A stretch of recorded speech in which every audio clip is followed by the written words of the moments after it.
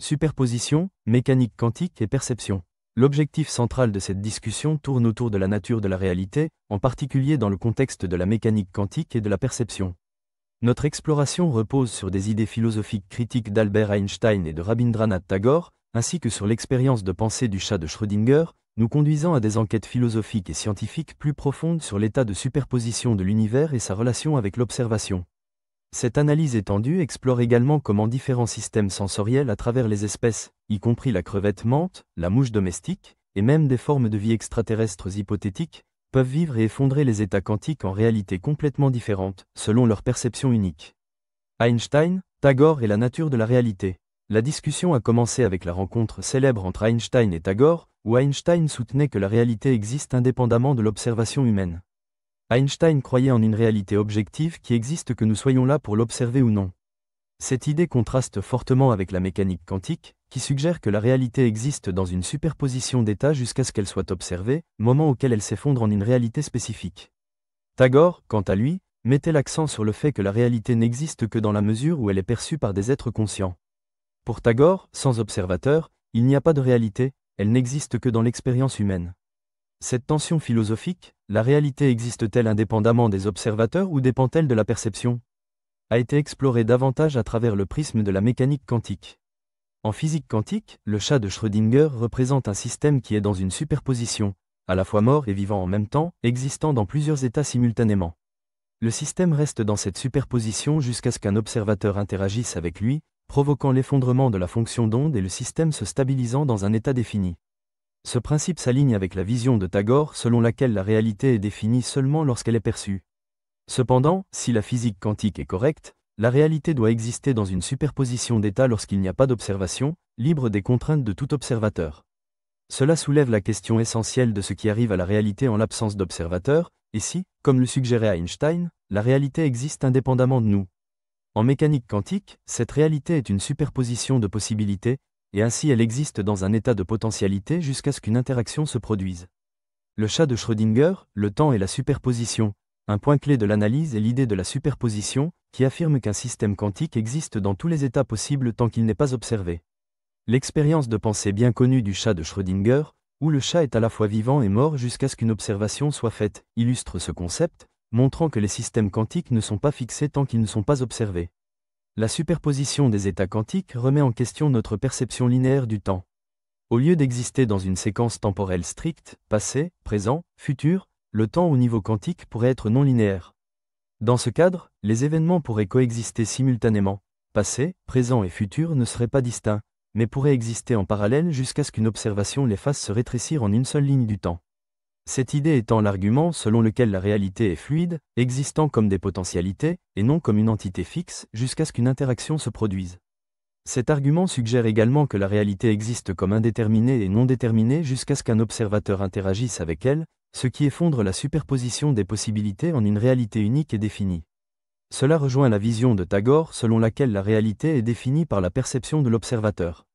Cependant, la perspective quantique ajoute une couche de complexité, suggérant que la réalité que nous observons n'est qu'un seul résultat possible parmi une gamme de possibilités, toutes présentes simultanément jusqu'à ce qu'elles soient observées. La perception extraterrestre et le rôle de la biologie, une extension de l'expérience de pensée introduit l'idée que différents observateurs, en fonction de leur système biologique, peuvent effondrer les superpositions quantiques de manière différente. Cela conduit à l'argument selon lequel la réalité pourrait ne pas être universelle ou fixe pour tous les êtres, mais dépendre de la façon dont ils la perçoivent. Prenons l'exemple d'une espèce extraterrestre ayant des capacités sensorielles et des structures anatomiques radicalement différentes de celles des humains.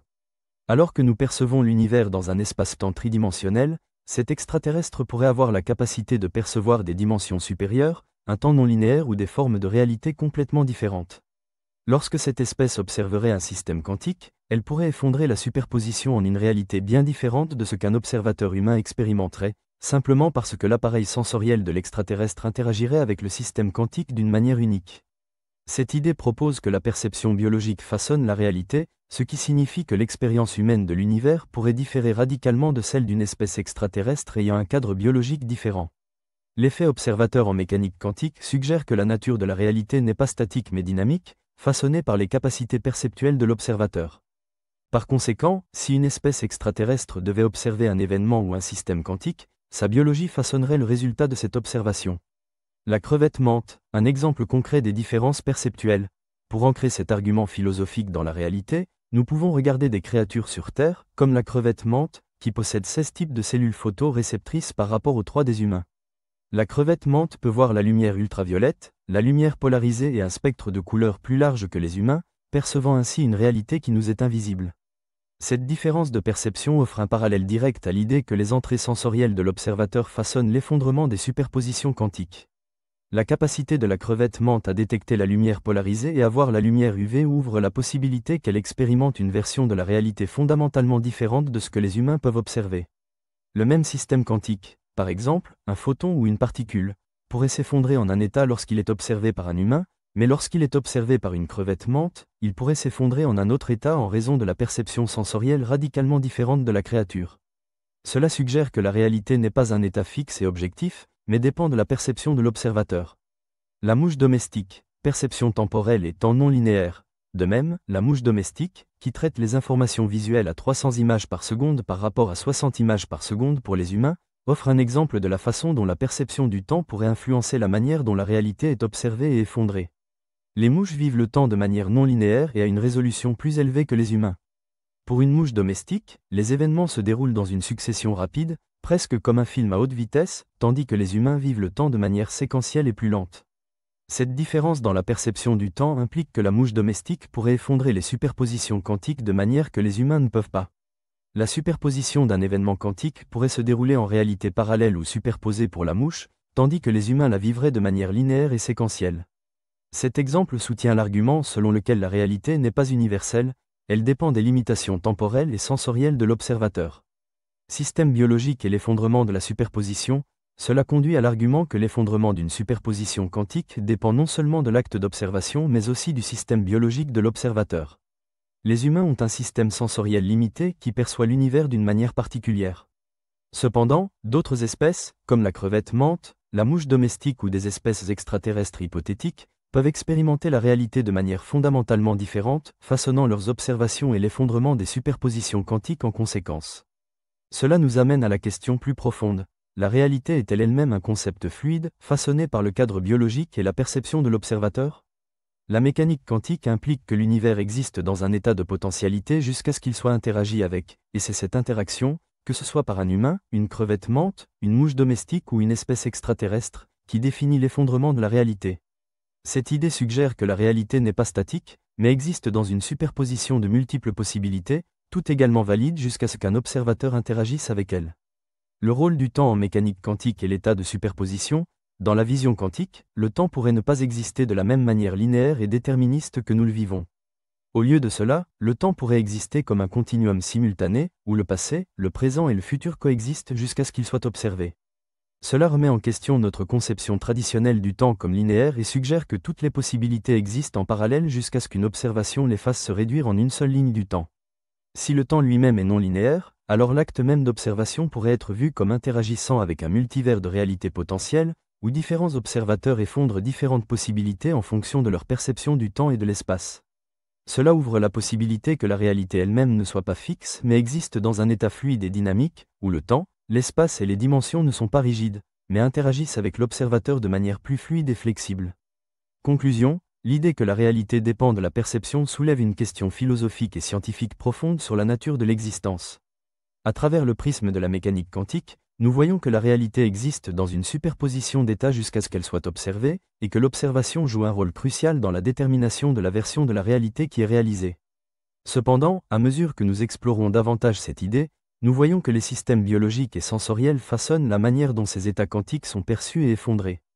Tout comme les humains perçoivent le temps et l'espace d'une manière, d'autres créatures, comme la crevette mente ou la mouche domestique, et même de potentielles formes de vie extraterrestres, perçoivent le temps et l'espace de manière fondamentalement différente. Ces êtres pourraient effondrer les états quantiques en différentes formes, créant différentes versions de la réalité, en fonction de la façon dont leurs systèmes biologiques interagissent avec l'univers. En fin de compte, la réalité elle-même est fluide, malléable et dépend de l'interaction de l'observateur avec la superposition des états quantiques.